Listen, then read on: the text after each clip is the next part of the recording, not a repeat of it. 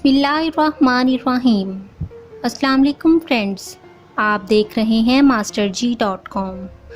दोस्तों, आज की इस वीडियो में ज़ेरे बहस वो अजीम हस्ती हैं जिन्हें दुनिया फ़ातिह बैतुल मुक़द्दस के नाम से जानती है। तारीख़ इस्लाम और तारीख़ आलम में बहुत कम ऐसे फ़ातिहीन और हुक्मरान गुज़रे हैं जिन्हें मुसलमानों के साथ साथ ईसाई भी इज़्ज़त की निगाह से देखते हों और उनकी बहादुरी, रहमदिली, दानिशमंदी के कायल होकर उनकी मिसालें देते हों। इन्हीं अजीम तरीन नामों में से एक नाम सुल्तान सलाहुद्दीन अय्यूबी का भी है, जो कि अय्यूबी सल्तनत के बानी थे।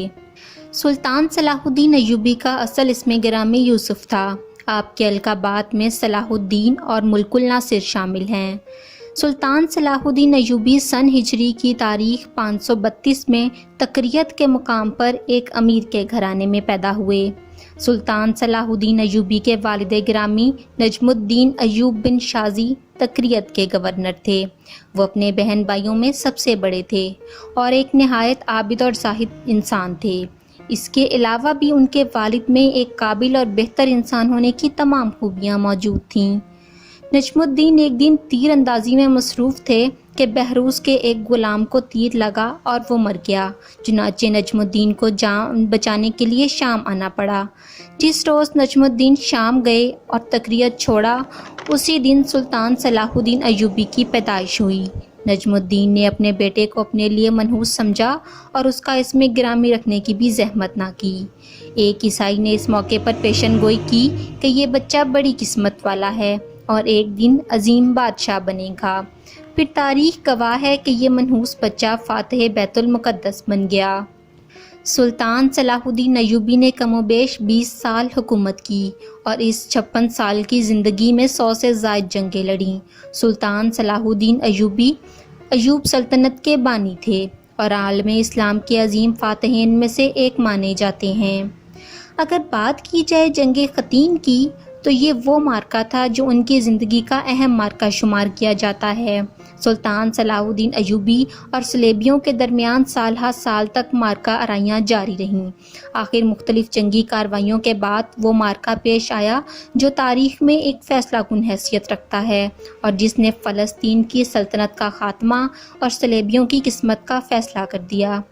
ये ख़तीन की जंग थी जो हफ्ते के रोज़ 24 रबीउल आखिर 385 सन ईस्वी को पेश आई, जिसमें मुसलमानों को फतह हुई। इस अजीम मार्के में बड़े बड़े ईसाई शुरफा गिरफ्तार कर लिए गए। बाकी फ़लस्तीन के तमाम ईसाई बहादुर और शाहसवार मुसलमानों के पहरे में थे। एक मुसलमान 30 सिपाहियों को खैमे की रस्सी में बांधा गिरफ्तार करके लाता दिखाई दिया गया। इस अजीम जंग के बारे में मशहूर है कि 1 साल तक हड्डियों के ढेर मैदान जंग में पड़े नज़र आते थे। जंगे ख़तीन में मुसलमानों के हाथों 3000 से ज़ायद सिपाही मारे गए। इस जंग के साथ साथ सुल्तान की दीनी अहमियत और क़ुव्वत ईमानी का अंदाज़ा इस वाक़े से लगाया जा सकता है कि सुल्तान सलाहुद्दीन अय्यूबी ने अपना खैमा लड़ाई के मैदान में नस्ब किया। जब खैमा नस्ब हो गया तो हुक्म दिया कि कैदी सामने हाजिर किए जाएं। यरूशलेम का बादशाह गाई और उसका भाई रेजिराल्ड दोनों अंदर लाकर सामने पेश किए गए। सुल्तान ने यरूशलेम के बादशाह को अपने पहलू में बिठाया और उसे प्यासा देखकर ठंडे पानी का प्याला पेश किया, जबकि उसका भाई रेजिराल्ड बराबर खड़ा रहा। सुल्तान सलाहुद्दीन अय्यूबी ने कहा कि ये रेजिराल्ड मेरे इंतकाम से नहीं बच सकता।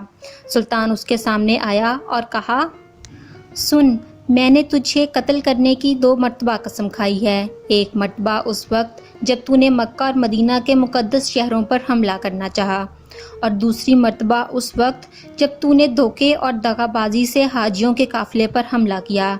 जब उनमें से किसी हाजी ने तुमसे रहम करने की दरख्वास्त की तो तुमने कहा कि अपने नबी मोहम्मद सल्लल्लाहु अलैहि वसल्लम से कहो कि तुम्हें रिहाई दिलवाएं। ये फ़िक्रा जब मेरे तक पहुंचा तो मैंने कसम खाई थी कि अगर यह गुस्ताख मेरे सामने आया तो मैं अपने हाथों से इसका कत्ल करूंगा। सुल्तान ने रेजिराल्ड से कहा, देख, अब तेरी बेअदबी और गुस्ताखी का इंतकाम लेता हूँ। ये कहकर सुल्तान सलाहुद्दीन अय्यूबी ने तलवार निकाली और उसका सर कलम कर दिया। यह देखकर यरूशलेम का बादशाह गाई लरज़ गया। सुल्तान ने कहा, आप परेशान ना हों, ये हमारी रवायत नहीं कि एक बादशाह दूसरे बादशाह का कत्ल करे। سلطان صلاح الدین ایوبی کو فاتح بیت المقدس کہا جاتا ہے، جنہوں نے 1187 سن عیسوی میں یورپ کے متحد افواج کو عبرتناک شکست دی اور بیت المقدس ان سے آزاد کروایا۔ بیت المقدس پر تقریباً 66 سال مسلمانوں کا قبضہ رہا، یہاں تک کہ 1948 میں دوسری جنگ عظیم کے اختتام پر امریکہ، برطانیہ اور فرانس کی سازش سے فلسطین میں یہودی سلطنت قائم کی گئی اور بیت المقدس کا نصف حصہ مسلمانوں کے قبضے سے چھڑوا کر یہودیوں کے قبضے میں آ گیا۔ 1968 میں عرب اسرائیل جنگ میں بیت المقدس پر اسرائیلیوں نے قبضہ کیا، لیکن بعد میں بیت المقدس کو ایک نیوٹرل شہر کے طور پر قائم کر دیا گیا، جو اس وقت نہ تو فلسطین میں آتا ہے اور نہ ہی بنی اسرائیل میں۔ سلطان صلاح الدین ایوبی کی خواہش تھی کہ وہ حج ادا کر سکے، مگر جہاد میں اس قدر مصروف تھے کہ اپنی یہ خواہش پوری نہ کر سکے۔ ایک حکمران بننے کے لیے ایک انسان کو ہمت والا، اصولوں کا پابند، مضبوط ارادوں والا، عدل و انصاف اور رحم کرنے والا ہونا چاہیے۔ سلطان صلاح الدین ایوبی میں یہ تمام صفات پائی جاتی تھی۔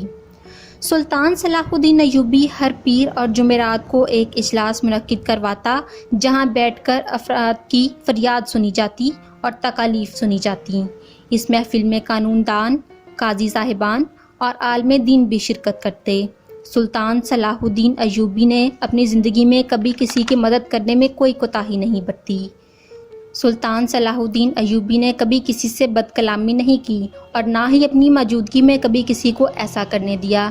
شاید یہی وجہ تھی کہ ان کی موت پر ہر آنکھ اشک بار تھی۔